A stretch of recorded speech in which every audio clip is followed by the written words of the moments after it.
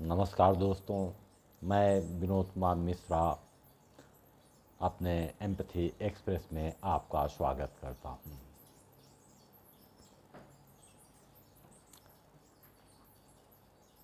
संकट काल में भी एक रोशनी होती है, हम उसी के विषय में आज चर्चा करेंगे। पहले ऐसे लोग होंगे जो संकट के संक्रमण से प्रभावित न हुए हों। बीमारियों की तरह संकट जब आता है तो उसके भिन्न भिन्न रूप होते हैं। यह बीमारी जब आपको संक्रमित कर गई तो आपका पूरा का पूरा परिवार उस संकट की बीमारी के चपेट में चला जाता है। छोटे मोटे संकट आए तो वो आपको तनाव देकर चले जाएंगे। ऐसा संकट कोई संकट नहीं है जो आपको अपनी गहराई को इंगित भी ना करा सके। संकट तो उसे कहते हैं जिसकी गहराई में जाने के लिए आप विवश हो उठते हैं। जब आप संकट की गहराइयों में जाते हैं तो वहाँ आपके पास कोई नहीं रहता, वहाँ आपके पास कोई जाएगा भी नहीं। संकट से सामना आपका हुआ, आप उसकी गहराई में डूबते गए। वहाँ पर भी आपने अपने आप को बनाए रखा। यही आपकी परिपक्वता भी है और उस समय आपको बनाए रखने का एकमात्र विकल्प भी है। संकट का प्रथम चरण ही आपको अनगिनत तनाव देंगे। आपके अंदर न जाने कितने द्वंद्व उठेंगे। यदि आप पाते हैं कि संकट का जो पौधा उग गया था वो बड़े बड़े वृक्ष का रूप ले लिए हैं, जिनकी जड़ें गहराइयों तक चली गई, आप उस गहराई को भरना चाहते हैं। उस गहराई तक जाते हैं, वहाँ आपके साथ ना तो कोई जाता है और न कोई जाना चाहता। आपका अपने आप पर भरोसा बना रहे, क्योंकि संकट का तात्पर्य है कि आपको उलझे हुए रास्तों पर चलना। जब कोई साथ जाने के लिए तैयार नहीं होता है तो समाज में ऐसे स्थान भी हैं जो आपके साथ साथ चलने का एहसास कराते हैं। वो स्थान हैं टोने टोटके बनाने वाले लोगों का समूह, ग्रहों को अनुकूल बनाने वालों का समूह, विभिन्न अनुष्ठानों को कराने वालों का समूह। उस पर आप विश्वास कर लेते हैं। आप पाते हैं कि यह जैसा कहेंगे वैसा करने पर हम संकट की गहराइयों को भर सकते हैं। अब संकट आ गया तो जिन्हें आप अपना मानते हैं, जिन्हें आप अपना आत्मीयता से संबंध मानते हैं, तो उस अवसर अवसर पर यदि वो चलने के लिए तैयार नहीं हैं तो जो पूर्णतः आपके लिए अनजान हैं उसके बताए हुए रास्तों पर कैसे चल पड़ते हैं, उससे तो संकट और गहराएगा। संकट के विभिन्न स्वरूप हैं। आपका आर्थिक संकट गहराया, वो आपके सम्मुख आया तो दूसरा भी आपके साथ चले, इसकी अपेक्षा आप कैसे कर लेते हैं। लेकिन उनसे निपटने के उपाय बताने वालों की कमी नहीं। आपके सामने संकट शत्रुओं का संकट आया, शत्रु नाशक क्रिया बताने वालों की कमी नहीं। कोर्ट कचहरी मुकदमे में फंस गए, संकट गहराया, उसका उपचार बताने वालों की कमी नहीं। पारिवारिक क्लेश है, कला है, उसे दूर करने वालों की कमी नहीं। कहने का तात्पर्य यह है कि आपने अपने संकटों को व्यक्त किया तो उन संकटों के समाधान बताने वालों का एक व्यवसाय चल पड़ता है। वैसे कुछ लोग ही होंगे जो कभी संकट की गहराई में ना गए होंगे। जिनका संकटों से सामना होता है वो एहसास कर सकते हैं कि जिस प्रकार हर्ष के पल्लव खिलते हैं, उसमें पुष्प खिलते हैं, उसमें आप अपने चारों ओर सुगंधित वायु के झोंकों से आनंदित होते हैं, वैसे ही संकटों में भी कलियां आती हैं, उसमें भी फूल खिलते हैं, उसकी महक से आप स्वयं सुगंधित हो उठते हैं। हाँ, संकटों के जो प्रतिफलन होते हैं, उससे जो फूल खिलते हैं, उसकी जो खुशबू निकलती है, उसका आप सनह एहसास कर पाएंगे।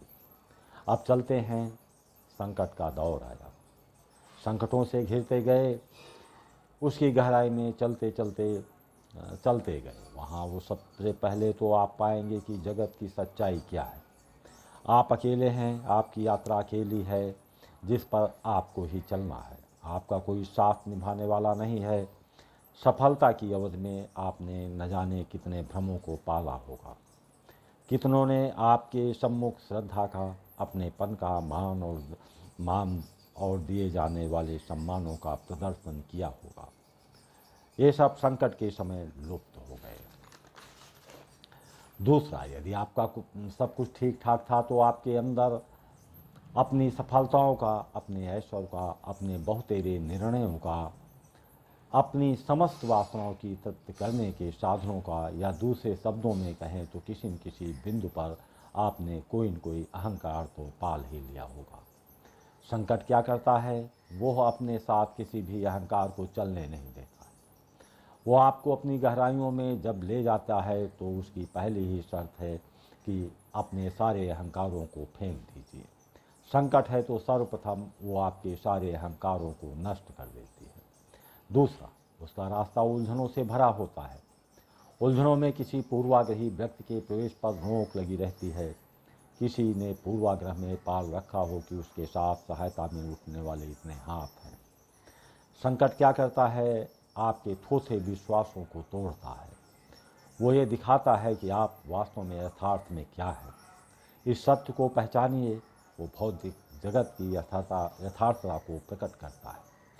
आप समृद्धशाली हैं, आप प्रभावशाली हैं, आप प्रभुत्वशाली हैं, आपके अंदर इतनी विशिष्टताएं हैं। इन विशिष्टताओं के चलते बहुत से लोग आपके सानिध्य में अपने को सुरक्षित महसूस करते होंगे।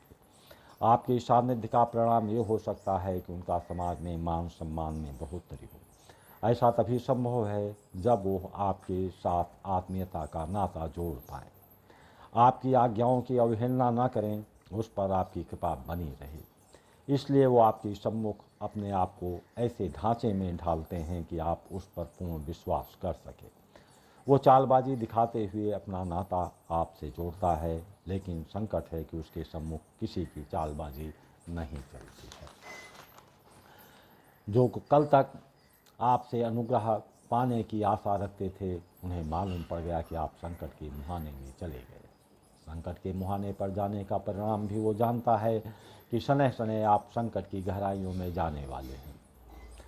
वो समझ गया कि आपके सानिध्य से न तो वो सुरक्षित महसूस करेगा, न उसका मान सम्मान बढ़ेगा। जिन स्थितियों के चलते उसने अपने रिश्ते बनाने के तमाम जुगाड़ किए थे, जब वो स्थितियां ही नहीं बची तो आपके संबंधों का औचित्य क्या रह गया है। संकट है जिसके सामने किसी की चालबाजी नहीं चलती, उसके सामने कोई मुखौटा नहीं ओढ़ सकता, उसके सामने केवल और केवल वास्तविकता का ही अस्तित्व शेष रहता है। संकट का वृक्ष है क्या? जो आपके पास में है उसका लुप्त हो जाना, उसकी भरपाई के सभी रास्ते अवरोधित हो जाना। ये बात हर गुण धर्म वालों के ऊपर लागू होती। धन, ऐश्वर्य, प्रतिष्ठा को मूल्य देने वाले का संकट हो या वासना को वरीयता देने वालों का, अपनी सुरक्षा को वरीयता देने वाले हों, सबके सामने एक ही बिंदु आता है कि जो आपके पास है उसका नष्ट हो जाना, उन मूल्यों की न्यूनतम अनिवार्यताओं को भी पूर्ण होने की आशाओं का अंत हो जाना, और भविष्य में इस दिशा में सारी संभावनाओं का अंत होना। ये सब जब आते हैं तो उससे मुक्त का मार्ग भी न मिलने का नाम संकट है। मान लीजिए आपके सामने आर्थिक संकट आ गया, आप कर्जे में भी डूब गए, उसकी अदायगी के रास्ते भी बंद हो गए। एक प्रकार से आप दिवालिया के आगे के संकट में चले गए, यानी संकट की गहराई में चले गए। अब आपके साथ कोई नहीं आएगा। आप क्या करेंगे? समाज को दिशा दिखाने वालों के पास जाएंगे। यदि वो ज्योतिषी है तो क्या कहेगा? देखो भाई, आपके ऊपर सन की वक्र दृष्टि है, इसके लिए नीलम पहन लो। उसे आशा है कि इस संकट से बचने के लिए यह आप करेंगे, यानी आपके संकटों को आप बढ़ाएंगे। इसी व्यापकता पर जाएंगे तो वीडियो बहुत लंबा हो जाएगा, इसलिए पृथक पृथक मूल्यों को वरीयता देने वालों के भिन्न भिन्न संकटों का विश्लेषण नहीं करेंगे। हाँ, संकट जिसके सम्मुख आता है वो जिस गहराई तक आता है उस गहराई तक वो परिपक्व बन जाता है। आप चलते हैं संकट से फैलने वाले खुशबू की ओर, संकट से फैलने वाले प्रकाश की ओर। पौराणिक कथा है पार्वती की इच्छा हुई सोने के महल में रहने की। महल भी बन गया पार्वती के सपने का महल, लेकिन ये अभिलाषा ही बनकर रह गई। रावण ने उस महल को ही दान में मांग लिया। पार्वती फिर बिना घर के। संकट आया, संकट ने तनाव दिया, संकट गहराया, खुला आसमान सभी झंझावातों को सहा। उसके ऊपर आया हुआ इस स्तर से फलीभूत हुआ कि संकट का जो पौधा उनके सामने पनपा था उसमें फूल खिले थे, उठते। फूल की ऐसी महक बिखरी कि आज भी चारों ओर उस फूल की सुगंध का एहसास हो सकता है। होता यह है कि हम संकट को बारीकी से देखते हैं। इस बारीकी से देखना पड़ता है। संकट का गहरा नाता अंधकार से होता है। अंधकार भी ऐसा वैसा नहीं, बल्कि अमावस की रात की तरह होता है।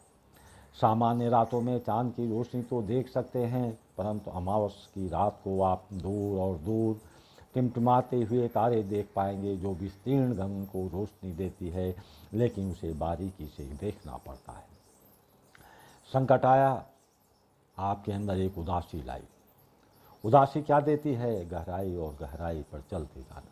संकट की तमाम खूबियाँ हैं, उसके पीछे न जाने कितने रहस्य हैं। संकट आया, उसमें आपके बहुत से मिथक टूटते हैं।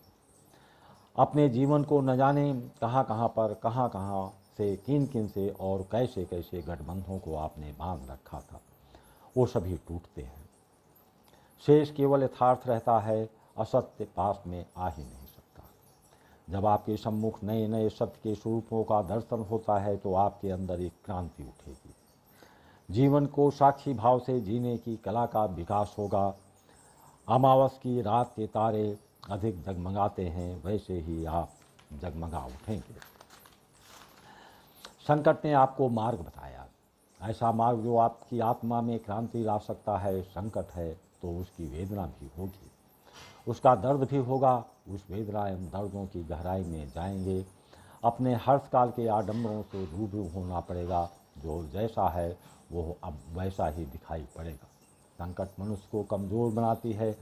कमज़ोर मनुष्य का कोई अहंकार नहीं होता है, और आप बिना किसी जतन के अहंकार से मुक्त हो जाते हैं। आप संकटकालीन जीवन का सत्य केवल एक रहता है, सारे आडंबर धरे के धरे रह जाते हैं, सारे भ्रम टूट जाते हैं, सारे संशय नष्ट हो जाते हैं। अब आपकी स्थिति केवल दृष्टा की रह जाती है। दृष्टा की भांत रहने के लिए न जाने कितने जतन करने पड़ते हैं, तब भी वो स्थिति नहीं बन पाती। फिर आप सोच सकते हैं कि जब आप उसका सामना करते हुए उसे पार करते हैं तो वहाँ किस दिव्य प्रकाश का, दिव्य पुरुष का अनुभव करेंगे। संकट आया, आत्मक्रांति शुरू हुई। संकट आया, आप एक नए यात्रा पर निकल पड़े। आशा है वीडियो पसंद आई हो तो लाइक, सब्सक्राइब और शेयर करना ना भूलें। जय हिंद।